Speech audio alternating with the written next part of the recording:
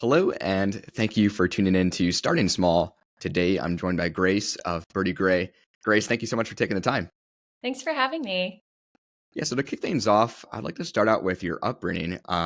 Where did you grow up, and what do you say your childhood was like? Yeah, so I grew up in Washington State in a town called Tacoma, Washington, right outside of Seattle. And I'd say my upbringing was lovely. My family, I'm a child of, immigrant parents who moved here from Korea in the Mm, early 80s, late 70s, early 80s.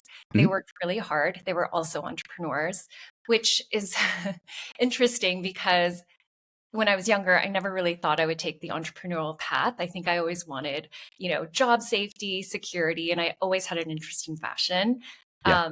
Funnily enough, both my siblings, my older sister and my younger brother, chose a field and chose like the medical field. And so Mm, they're both in medicine. So I'm kind of the black sheep of the family. yeah, But yeah, I'd say I never thought I would be an entrepreneur, but I'm so glad I decided to make that change in my career. I love it. So, growing up, what were some of your interests, would you say? So, you mentioned fashion. I'm curious, like, were there any other passions along the way? Yeah, I always loved fashion. So, well, when I went to college, I really thought I was going to be a journalist. I wanted to go into broadcast news. And so I did a ton of internships at local news stations in Seattle. Mm, Um, I happened to come across an internship opportunity for Time Inc. when I was in college as a part of like the Asian American Journalists Association. And I awesome. was like, oh, this would be cool. I have, I don't know, three or four, news broadcast internships under my belt. Maybe I'll do a summer in New York and see how it goes. And so I landed an internship at InStyle magazine and I fell in love Mm, with fashion editorial. I fell in love with New York City. I fell in love with the fashion industry and I never really looked back. So I finished up my senior year in college with the internship at InStyle and I ended up getting hired on and I worked there for about 7.5 years. wow. Now, did you work here all the way up until starting Birdie Gray? I'm curious. I think I saw you were there until Birdie Gray, or what did that journey look like? No, no. So after InStyle, I spent most of my career there. Okay. After InStyle, I went to go work for Kate Spade New York. Mm, At the time, they were really hoping to bring more of an editorial voice to their sort of lifestyle brand. mhm. And so I joined and I was a copywriter and I did copy and social media content. Awesome. For personal reasons, after 10 years in New York, I moved Mhm. to LA. Mm, And I worked for a handful of a handful of beauty brands. I was at Stila Cosmetics. I also worked for Kate Somerville Skincare. mm. Over time, I saw my career sort of transform from print media, which is kind of a dying medium now, RIP. I feel so bad. I used to love Yeah. magazines. In fact, I fell in love with fashion because I used to go to the library and read, Mm, Vogue and, 17 magazine, and I would live vicariously through the pages that I saw in mm, magazines. And so I really loved editorial, but I saw my career kind of go from print media to, you know, digital media to, content and social media, then to mm, e-commerce. mm. Um, I got the idea to start Birdie Grey. Um, I mean, I got the idea to start Birdy Grey after having been a bridesmaid many times myself and really seeing a white space. But Mhm. I saw my career sort of transform. I fell in love with ecom and I fell in love with brand building and telling a brand story on social. And this Mm. was in 2017, back in the heyday of girl bosses being entrepreneurs and starting their own companies. Yeah, Um, yeah, love it. I mean, if you can share the background behind Birdie Gray, so pre-Birdie Gray, meeting your co-founder Monica. From what I know, you guys were best friends. yeah. Share kind of like that genesis of that relationship and starting business together. Yeah, so Mana was probably one of the first people I met in New York. We had a girlfriend group, and we would go out in our early 20s. All throughout my time in New York, we were, she worked 4 blocks away from me in Midtown Manhattan, and so Mm, we had like this quintessential girl group where every day after work, especially in the summertime, we would go grab drinks and go out and stay out until 2 a.m. and rinse and yeah. repeat every single day. And so she's been my ride or die for a really long time. You know, career wise, she started out in strategy consulting, and she worked for a couple fashion brands, most recently at Ralph Lauren. Mm. Neither of us ever set out to be entrepreneurs. That was never the path. But, you know, when I decided to start Birdy Grey, I had been operating the company for about a year before Okay. she joined. And when she saw our revenue metrics and the potential for the company, I was able to recruit her from her cushy job to be Yeah. my co-founder and co-pilot. Love it. So you mentioned kind of her joining with the revenue metrics. I'm curious, at what stage was the business at? Was it just you at this point running the business, and what did sourcing look like? I'm curious the stage. Yeah, in the early days. So in 2017, I got the idea to start Birdy Grey. I was in a girlfriend's wedding and we went bridesmaid dress shopping. And up until that point, I had been a bridesmaid about 6 times, the first time in my early 20s and most recently in my mid 30s. And I Mhm. realized that the shopping experience had not changed. It was Yeah. really difficult to shop for dresses. Everything was really expensive. Everything was made to order. You couldn't return or exchange everything. You really couldn't buy anything online. Mm. Really, there was maybe only one or two retailers where you could buy online seamlessly. And Yeah. so I was like, this is not how millennial women like to shop. We live in an Amazon world where you expect to get it, you know, within at least 5 business days, and you want the ability to return or exchange if you don't like it. And so Yeah. that's how Birdie Grey was born. I It was love it. very simple. The average cost of a bridesmaid's dress when I first launched back in 2017 was $140. Mhm. That number has come down significantly since then. And I think we've been the driver of that because when we launched, it was with a very simple idea. Mm. Everything was in stock and ready to ship. Everything was priced at $99. We had the best selection of colors and Mm. styles. It was tightly curated, but very easy for a bride to come shop, find her color, let her bridesmaids come and mix and match and, you know, shop their own styles for a mix and match look.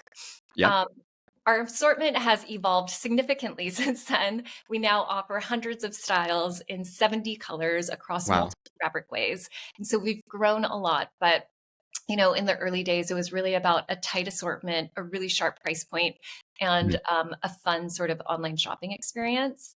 Yeah. I had never built a website myself, but thanks to platforms like Shopify, it Mm. enabled anyone to be an entrepreneur. I love it. So, correct me if I'm wrong. You're completely bootstrapped. Is that correct too? We have raised money, Okay. but very little. Got it. I mean, I would love to dive into the supply chain building out, especially at the beginning. You mentioned in stock, ready to ship. So, what did that look like as far as launching, holding inventory? Did you have a warehouse? What did that look like? Oh my gosh, in the early days, I was Yeah. fulfilling my living room Oh floor. my gosh. Basically, I chose an apartment that was across the street from the post office on La Brea in Wilshire in LA, Oh so that my. it was easy Okay. to like Yeah, yeah. drop. I used to live in on Wilshire in San Vicente last year. Okay, okay, yeah, yeah. Yeah. So I was more mid-city, but Yeah. yeah, so I sourced product. I had the idea to start Birdie Grey. My background truly in brand storytelling and brand building and creative visuals. Mhm. That's kind of my where I spiked, and I had to figure out the rest. I put together a really rough business plan. I didn't even source product, Mm. but I always knew that I wanted to start a company. So I quit my job, immediately went out and hit the streets of downtown LA to source product in market, Mm. found an amazing assortment of dresses that could easily be sold at a $99 price point while still remaining profitable. Mhm. So, you know, that's kind of where I started. In the beginning, and our supply chain no longer looks like this. It's a Yeah. lot more complex. But in the beginning, what I was doing was I was collecting customer orders.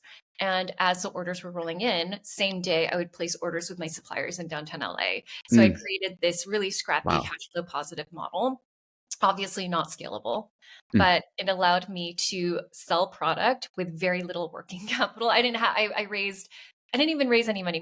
My family gave me $60,000 to start Birdie Grey. Wow.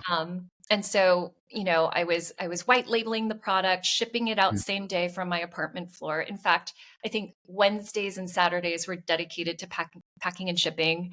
Yeah. All of my other time was spent on either, you know, building the brand on social or answering customer service emails. Mm. And we finally obviously got a warehouse after our first year, maybe midway through our first year. Okay. Yeah. I love it. So at this point, after a year in, you get the warehouse. I'm curious, as far as team, was this still you running it until this point, until Monica joined, or what did the team build out look like? from there? Yeah, it was me plus 2 Okay. coordinators who they have such a special place in my heart. I found them both on Craigslist. Wow. They were my pack and ship coordinators, my social media coordinators, and my customer service coordinators. Wow. And we did everything. And you know, we ended up selling about 20,000 bridesmaids dresses in our first year in a That's incredible. very lean way.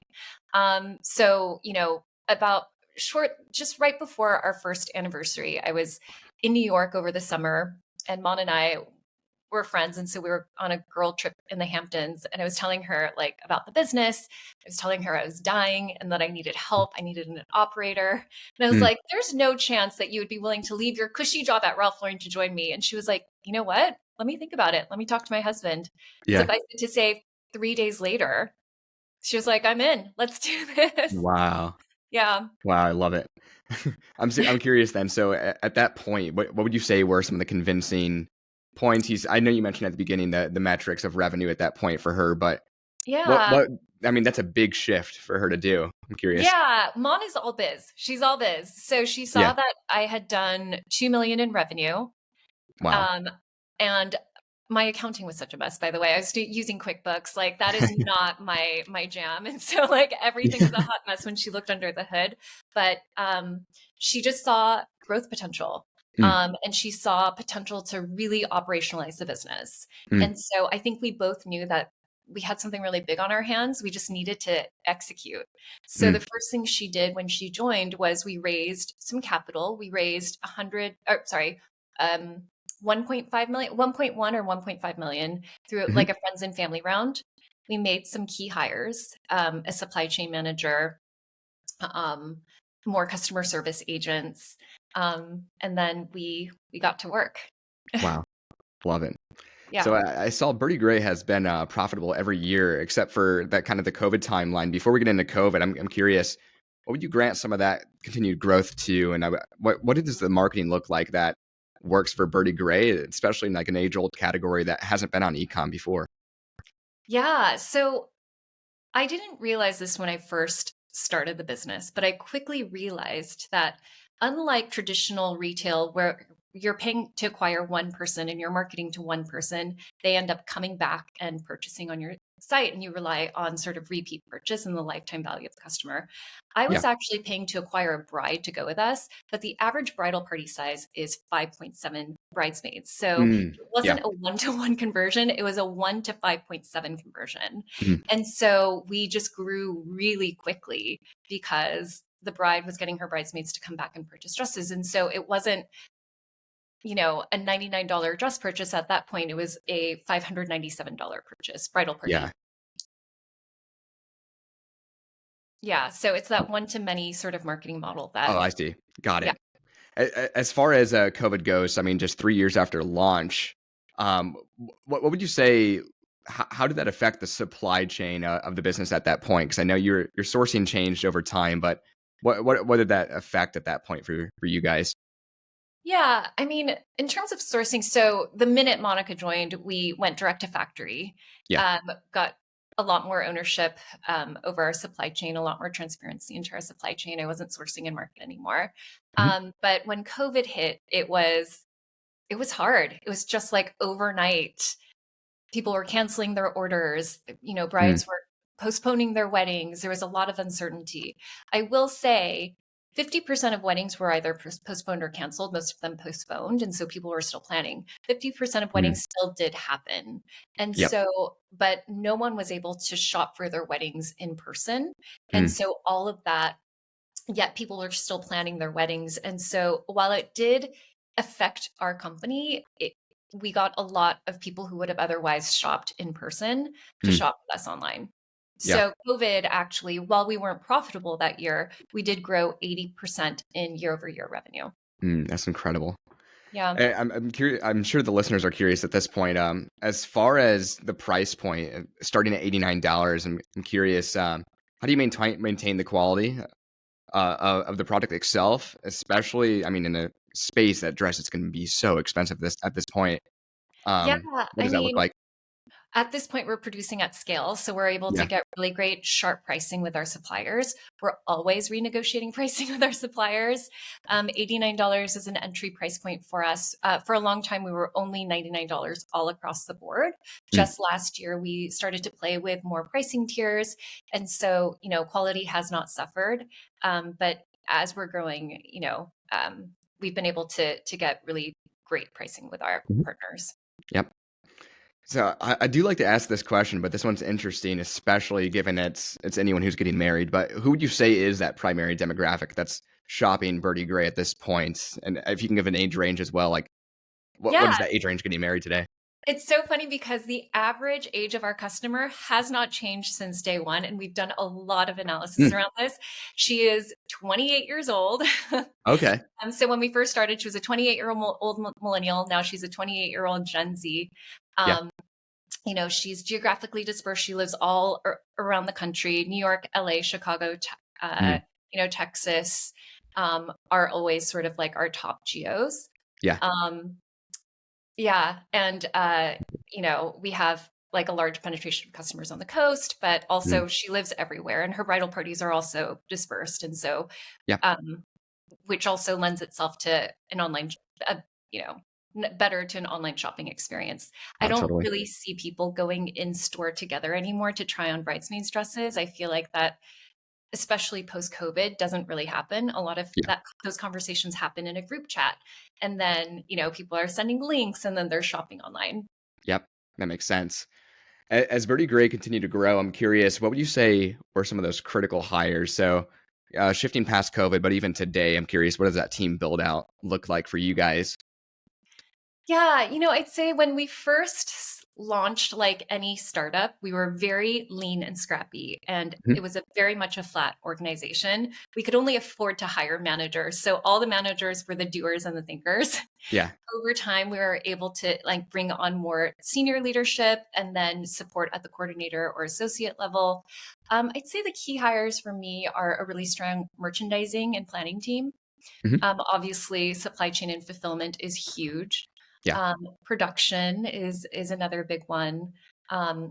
We made our first C-suite hire up until maybe 2021. It was just Mon and I Mhm. at the leadership level. We did bring in our first CFO. Maybe she joined in 2022. Okay. 2022. So our first major hire was a CFO in 2022. She's fantastic. She's still with us today. Mm. We now have a full C-suite, a COO, a CTO, and as of January, we just hired a new CEO. Wow. Um, yeah, and she's been incredible. Awesome. I So love it. my sort of new role is Chief Creative Officer, Mhm. where I'm overseeing the creative team, the design team, and continuing to work very closely with brand marketing and merchandising. Those are sort of the areas of business that I feel most passion for. Yeah, I love Uh, it. yeah. So, if you don't mind kind of touching on that recent transition, I mean, that's a big update, especially being founder of the company. This is your baby. I'm curious as far as like the CEO bringing that position on, was that external, internal, and how did you find that person too? And that, Yeah, so she is the former CEO and co-founder of Tomorrow Melon, which okay. is a luxury shoe brand founded by the founder of Jimmy Choo. Okay. Um, so prior to that, she was the CEO of Backcountry. She comes with years and years of experience. She's seen it all. Yeah. She has deep roots in D2C, and she's just a phenomenal people leader. Mm, I couldn't be happier. I know it's only been a month, but she's already yeah. had an impact on the business and the team and the culture. So I'm very excited about her. Mm. Um, yeah, and we searched high and low. I think we searched for 9 months. Oh, Um, wow. yeah. Incredible. So if someone were to go on site today, a new customer, for example, what does that experience look like once they decide the dress they want, the bridesmaids receive it? What does that look like? The on-site shopping experience. Yeah. Yep. Um, sorry, to clarify, what S- does s- like Sorry, being like as far as like shopping for bridesmaids, like it's not just for one person; it's for like a group of five, for example. What does that experience look like once they receive their dress? Say they try it on, uh-huh. vice versa, because it's. I mean, trying on dresses in comparison to trying on in store historically. I'm curious the difference there. Yeah, it's pretty much like how you would order and shop off of any website. So Yep. order your dress. We have things that are both in stock and ready to ship that deliver in 5 to 10 business days, or we have a made to order model where, it would take 8 weeks. And we have a hybrid inventory model, and that's the only way that we can have such a wide assortment Mm. in sizes that are up to 3X, Okay. in 70 different colors.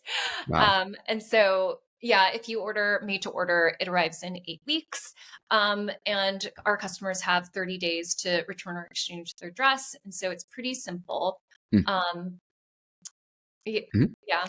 Yeah, yeah. No, this is a really timely discussion because I actually just got married 3 weeks ago. Oh, Um, congrats. thank you so much. I'm super curious. What kind of colors with 70 colors today? What do you see trending right now? That's maybe the top seller currently. Yeah, our customers love our greens. Our greens do Mm. very well. Sage is always Yeah. at the forefront.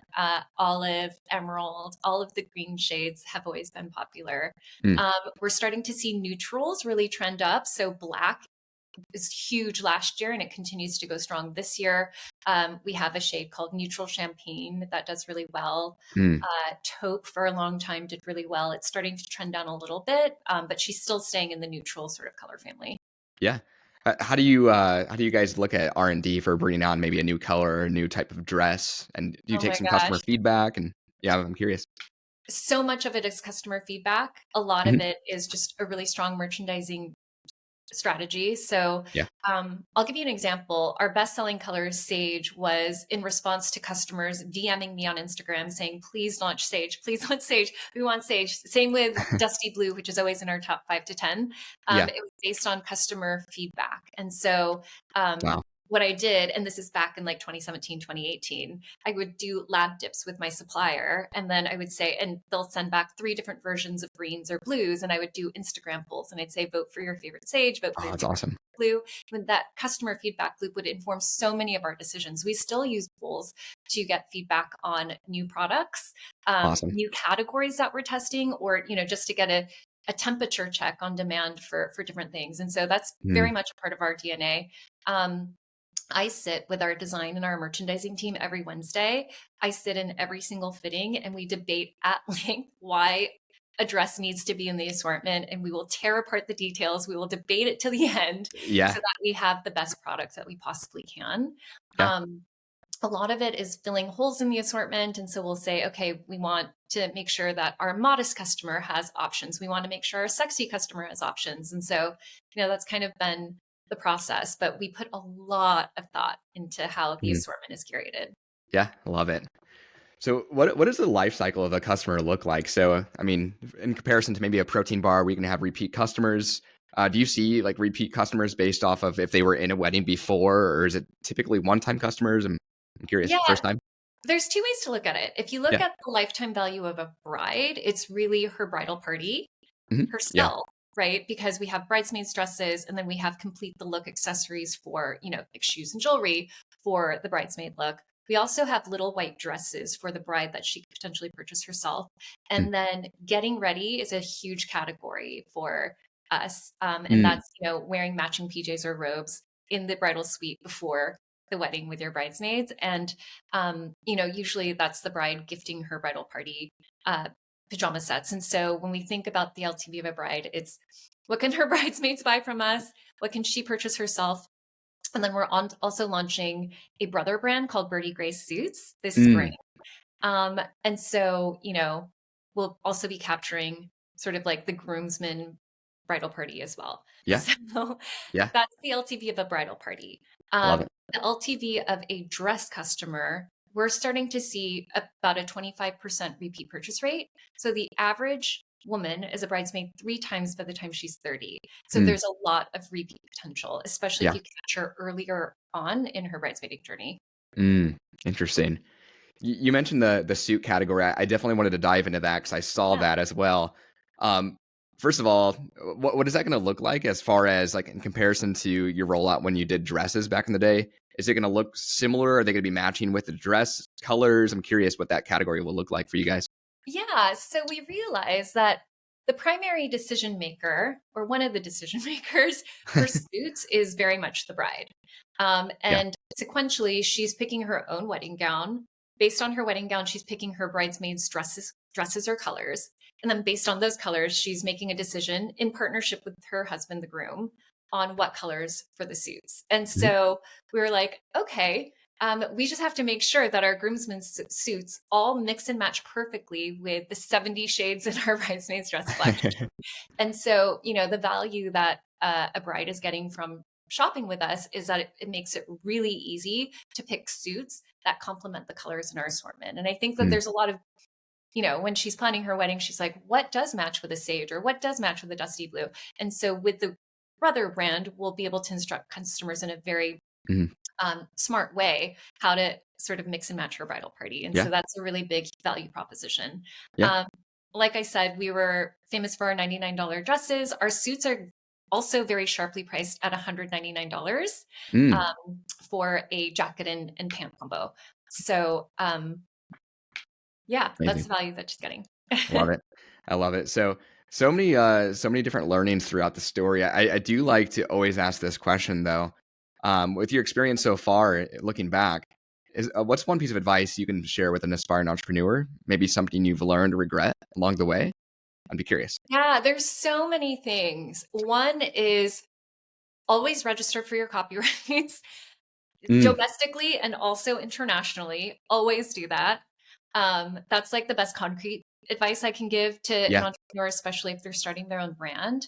Other than that, I'd say make sure that you're addressing a problem and Mm, with a solution. Make sure that there's white space. I think if you're interested in starting your own brand and it's already out there, it's going to be really hard. And so make sure that you're differentiated and mm, truly solving a problem. mm. I love that. I mean, I normally don't ask a follow up to this, but I mean, to the point, is there a story behind the registering copyright? I would love to hear if you can share. Yeah, there is. I don't really want to get into it, Yeah, but no worries. No yeah, worries. international registration is a very important thing. Totally, totally. Awesome. Well, Grace, thank you so much for taking the time to join me. It really means a lot to have you on. And to the listeners out there, make sure to check out Birdy Grey at birdygray.com.